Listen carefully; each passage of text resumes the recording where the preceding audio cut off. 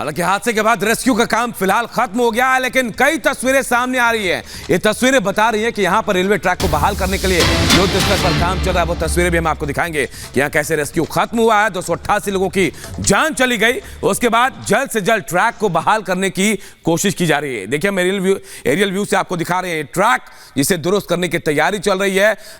यहाँ हजारों कर्मचारी पहुंचे हुए हैं। जल्दी से जल्दी ट्रैक को साफ किया जा रहा है, वहां से मलबे को हटाया जा रहा है। उसके बाद ट्रैक को दुरुस्त कर यहां से यातायात बहाल की जाएगी। हम आपको दो तस्वीरें दिखा रहे हैं। देखिए कैसे युद्ध स्तर पर काम चल रहा है। रेस्क्यू ऑपरेशन खत्म हो चुका है, लेकिन अब रेलवे ट्रैक को बहाल करने का काम युद्ध स्तर पर चल रहा है। ट्रेन को काटकर ट्रैक साफ किया जा रहा है।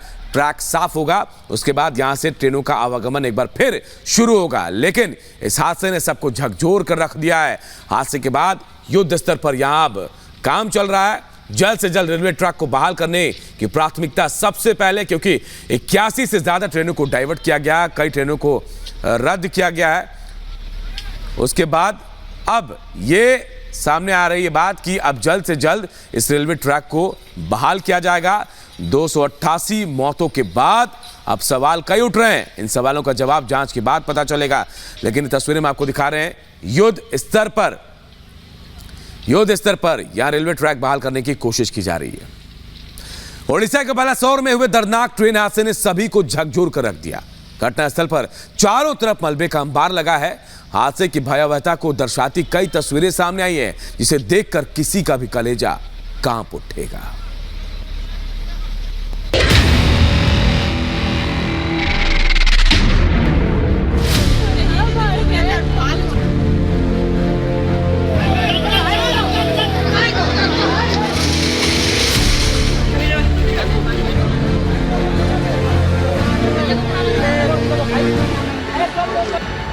चारों तरफ बिखरे ट्रेन के मलबे और मलबे में दबी जिंदगी को बचाने की जद्दोजहद।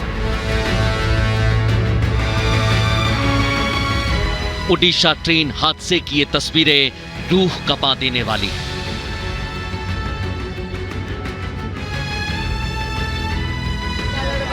ये हादसा कितना भीषण था, ये तस्वीरें उस खौफनाक मंजर को बयां कर रही हैं।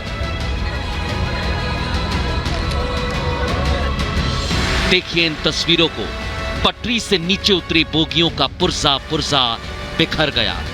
एक झटके में सब कुछ तबाह हो गया। जो तस्वीरें हैं वो डराने वाली हैं।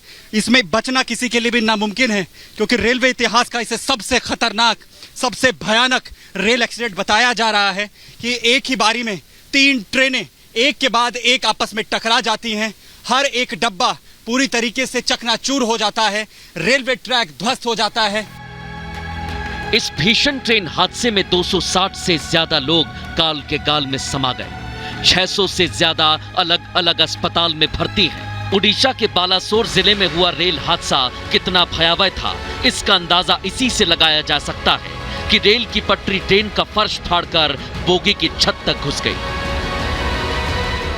और ये तस्वीरें हर एक कहानी रात के उस मंजर की बयां कर रही हैं कि लोगों ने आखिर क्या कुछ झेला है।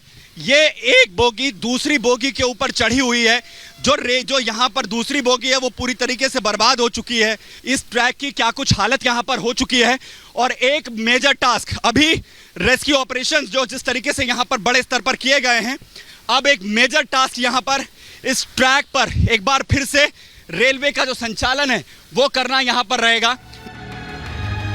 ये भीषण हादसा शुक्रवार शाम करीब 7 बजे हुआ, जब कोरोमंडल एक्सप्रेस पश्चिम बंगाल के शालीमार रेलवे स्टेशन से चेन्नई की ओर जा रही थी और ट्रेन बालासोर स्टेशन के नजदीक बहानगा बाजार स्टेशन पहुंची। तभी कोरोमंडल एक्सप्रेस मालगाड़ी से टकराकर पटरी से उतर गई। ये टक्कर इतनी जबरदस्त थी कि तेज रफ्तार कोरोमंडल एक्सप्रेस का इंजन मालगाड़ी पर चढ़ गया। ट्रेन की बोगियां तीसरे ट्रैक पर जा गिरी। तभी इस ट्रैक पर तेज रफ्तार से आ रही हावड़ा बेंगलुरु दुरंतो ने कोरोमंडल एक्सप्रेस की बोगियों को टक्कर मार दी। मैं सोया था उस टाइम, फिर ऑटोमेटिक मेरा नींद जाग गया। फिर देखा ज्यादा जोर से आवाज हुआ, फिर ट्रेन ऐसा जा रहा था तो एक वो जो फैन है ना ऊपर का, वो फैन पकड़ के मैं बैठा था, मेरा सीट ऊपर था। फिर बाद में ट्रेन रुका, उसके बाद हम लोग फिर नीचे आया। ट्रेन में सारे पैसेंजर्स कौन थे, क्या सिचुएशन था उस समय? उसी टाइम तो कितना आदमी इधर उधर भागता है, इसको बचाओ, वो मेरे को बचाओ, मेरे को थोड़ा मदद करो, ये तो सभी लोग बोलते रहते। मेरे को थोड़ा आग लग गया था, इसलिए सोया था। उसी टाइम जब गाड़ी पलटी हुआ तब हमारा नींद तोड़ गया, ठीक है। उस टाइम देखा हमारा जो बोगी में जितना आदमी था, रिजर्वेशन बोले तो जनरल का जैसा है, तो 10-15 आदमी मेरा बदन के ऊपर पूरा आके गिर गया।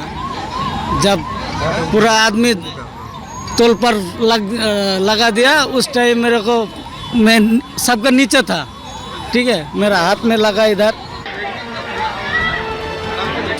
हादसे के बाद मौके पर चीख पुकार मच गई। सैकड़ों लोग इन कोच में फंसे हुए थे, जिन्हें बचाने के लिए राहत बचाव कार्य शुरू किया गया।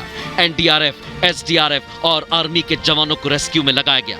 इधर हादसे की खबर लगते ही रेल मंत्री अश्विनी वैष्णव भी मौके पर पहुंच गए, घटनास्थल का जायजा लिया और रेल हादसे की जांच के आदेश दिए। एक हाई लेवल कमेटी भी ऑलरेडी डिक्लेयर हो गई है, जो कि इस पूरे एक्सीडेंट में इंक्वायरी करेगी। कमिश्नर रेल सेफ्टी को भी बुलाया गया है, वो भी इंक्वायरी करेंगे और इस प्रॉब्लम के, इस एक्सीडेंट के रूट कॉज में जाएंगे। किस कारण से ये प्रॉब्लम हुई, वो पूरा का पूरा टेक्निकल से और किस भी कारण से हुई हो, वो समझा जाएगा।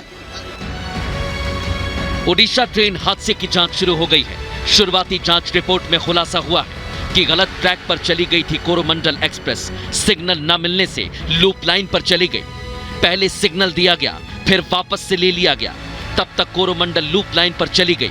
लूप लाइन पर पहले से ही मालगाड़ी खड़ी थी और कोरोमंडल एक्सप्रेस मालगाड़ी से टकरा गई। लेकिन अब सवाल खड़े हो रहे हैं, इतनी बड़ी लापरवाही कैसे हुई? कौन है जो इस हादसे का जिम्मेदार है? और सवाल तो ये भी कि